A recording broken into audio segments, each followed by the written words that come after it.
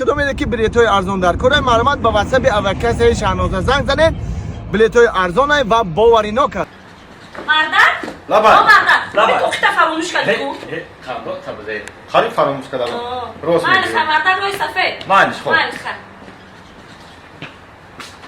نه که هم سعدی جان باور بزار کردی خطی همین سوالات یا سوالای امیتی که اوخه چیکار کنم میگم برو کارت بازی کنم در این خونه که این کارت بازی درست نیست درست نیست اخ کارت بازی کردن ای سعدی یمی اکای توقی دارا دیدی نه مردا که توقی دارا اینا میره این یگون رئیس محله ای نه یا باسواد یا اودای باسواد ای باسواد او ام بسیار تعریفش میکنن که همه اکای توقی دار اودای باسواد این اگر سوال ته باشی نبگی نه سوال بته اخی روزی دراز مرا سوال بسی ما خدمت اودایم بکور خو جمع اگه میدونم سوالات تو میشناسی مرد من نشناسم اینا بگی سوالش ته سلام علیکم اکا سلام علیکم. اکا خوبی سلامتی سلام علیکم نازنین سودین تینجه یک قنسونم بزنم بچه‌های خوب.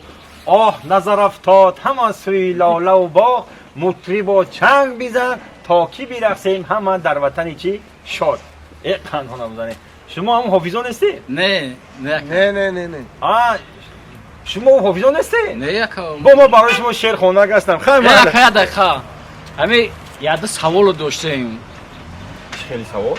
همه یاد سوال داشتیم گفتم هم سوالای ما را جواب میدادین اکا شما را سخت تعریف کردن دا گفتن همه اکا توقیدار همه آدمی با سواد باسواد همه بسیار سوال میتاده گفتم یا سوال بکنم خیر تینجه خوب بخیره. او بخیره همه سوال ما همیه که اکا جان در همه دنیا زن بیساره یا مرد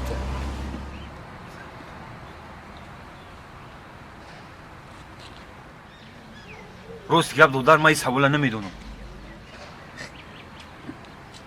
ای بچه اوی چه خیلی مرده که توقیدار باسواد گفتی هیچ چیزی نمیدونو ای میدونم یا این حال ما سوال اکا یه اصلا مینوت ما اکا جان اکا شما را هم تعریف کردم برای هم اکا پیشی این برادر را تعریف تون کردم اکا جان گوش کن اکا توقیدار یا سوالی دیگه همه در دنیا زن بسیار کار میکنه که مرد زن بسیار کار میکنه یا مرد؟ ای دودار ایش هم نمیدونم. اینه دیدی چی آخی دروغ بگم؟ اینا یه آدمی تعریفی نمیدونه کو آدمی توقیدار میدونه هیچ چیزی نمیدونسته ای میدونم تعریفش کردم میدونم چه خیلی میدونم زدی وای مرا آدمی توقیدار باسواد آدمی توقیدار همه چیزی این میدونه مرا گفتن که همین اکا توقیدار هم توقید در سرش با سواد دادم این آخرین سوال اکا جان آخرین سوالم همین پرنده ماینه همین قناتش در کنه پریده میتونه ای نمیدونم راستی گپ دودار چی بگم دروغ تون بگم آخه نمیدونم. ای اکا نه که شرمنده کردی چه خیلی نمیدونی باید شما بدونید واکا آدمی که در سرش توقیدارم باید بدونه راست میگه در سر توقیداری چه خیلی نمیدونی ای دودار گپ دارم این توقی باشه کمک خودت بگو.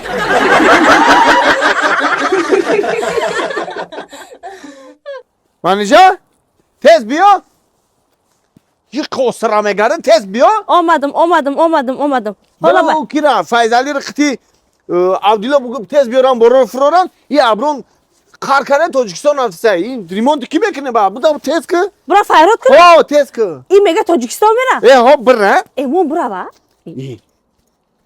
چه بره با کی میکنه موندگی ریمونتا ابرون اکا ما گفتم نمیکنم زورا نکن اکا التماس بس تمام اکا ما میرم بیا ابرون جان اکای انور گوش کن مرا همی سالی دروز مرا غم دادی اکا همی تویستون دروز من کار کردم پول من ندادی اکا این اکا باز زمستون دا غم تی اکا همه کار کردم اکا ای نول ای همی باور ای فندام این سر کردم پات کلیچ این داده سم اکا یگام سم ندادی ما ابرون جان ما تر در پیش صاحب خونه یه مقام تعریف کردم ابرون جان که اوستای رقمی یگای گفتی او گفتم ای همی کاتلوان تو کرشرا همش همی ساخته که بو پاتکلوش میگیری سوز کرمتیا ابرون جان اوخی گفتی که با اکا انور گفتی که همی بیچاره گیشنه بود تشنه بود کار کرد گفتی یاشم خیلی نمیوارم گفتی یاشم نه ایشونو گفتم انا با گفتی که همی بیچاره ده پول چنه دادم یاشم گفتی انا می آیو دومبروم دای انا یاش ایودت میبرویا جای پلتیش ایودت میبرویا اکا برای هوای اکا جان همی این اما چی کار کردم نکردم همیار ما بخشیدم تو داکا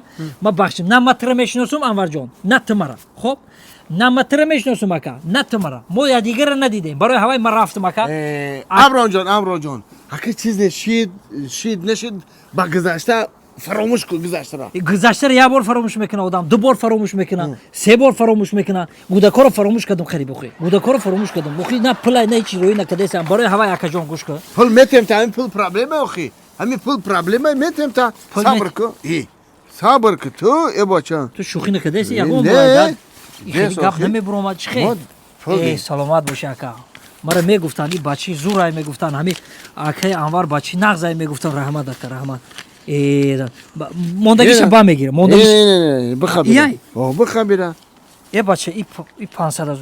ما این خطی دو خلب دو چی میخ یک کیفیر نمیه ما چیکار میکنیم این خطی اکا نه نمیشه گوش کن دیلی مرا یافته سی که من اکا ما بلد گرفتگیم ما بلد اکا امردین بسری ما اومده سه ما اکا ابران جان تیر بگی اگه ما چایده بخیر ما موندگی پلا چرز بانک با خون تو روی میکنم چرز بانک گوش کن مرا سه برشید همین اوچیما بیچاره یا چک روی کدام شه میرا بانک شش ماشین میرا بانک میویا هیچ نکی پول بگیرم همون پولی که داشت همون راه پولی کرد اکا گوش کن بیا التماس اکای امردین بسری مرا اومده مرا ایرپورت میبرم ما بلیت گرفتگی مرا غم نته اکا چیزی شد بخشیدم تا اکا من رفتم بروی همی من میرم اکا ابران جان نراخی تو گپی مرا بوار کرد ابران جان اینم یه ساله بوار کردم تا اکا بس دیگه بس اکا تویستانی دراز همیشه دا کار کردم پول من ندادی دافتو من رفتم اکا ابران جان چی میگی؟ عمر نمیفهمی این خبوشه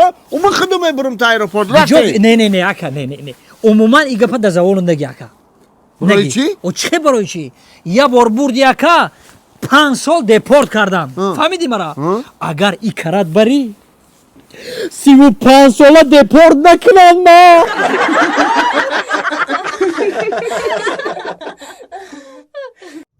سونه؟ جو ساکت فروختی باربوسا ای سعدی جان دو روز قطعی همه اوتام کمازا بالونش سوز کرده سبوده اینا میام من سوما دارم با پیش گذشت روز هم پیش اگرو تیمو هم دید که سگ ما کده سای همین خیلی چزور گرفت درومات که گازی دای نمی دستش گازید بعد دیگه جنجالم کردم دیگه کشم کردم بعد گرفت فروختم شد دیگه ای سونا جان تو باید وای سگ نمیفروختی وای سگ اون قصه زوری بود که نه خونیمون رو با میدروم نه خونی همسایه نه خونی شما دلمون پر بدوخی ای روز میگو سعدی جان خب من قگیزا این منیجر قلبگی می عروس شد نیست اوه یا وقتا بود چوکر منیجر تینجیه سعدی جان نپرسه پلیساس در سوید موندگی بود پام در پلیساس رسید سبیل مونده پلیساس یک نمود زدگمه که اگر در گوشتینگ هم تایی نمیزنن آخه فهمیدیم پوتا زده او دست چی ده بستی؟ او بزنه با من میستودم